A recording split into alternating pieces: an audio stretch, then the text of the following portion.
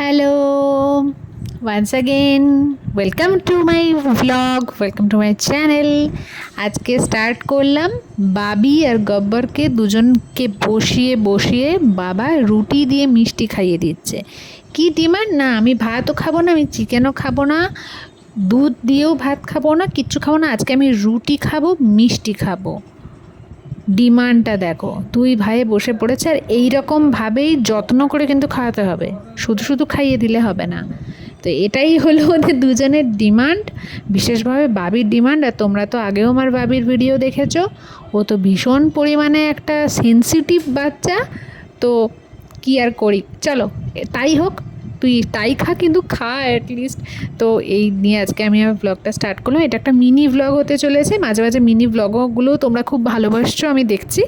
তো দেখো, বাবা পুরো টুকরো টুকরো করে খাইয়ে দিচ্ছে, তারপরে হলো আমার খাওয়া।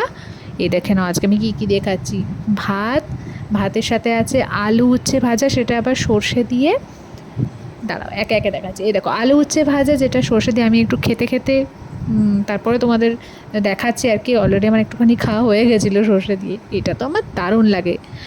তোমাদের আর কার কার এই খাবারটা পছন্দ বলো তো, চটপট বলে ফেলো কমেন্টে।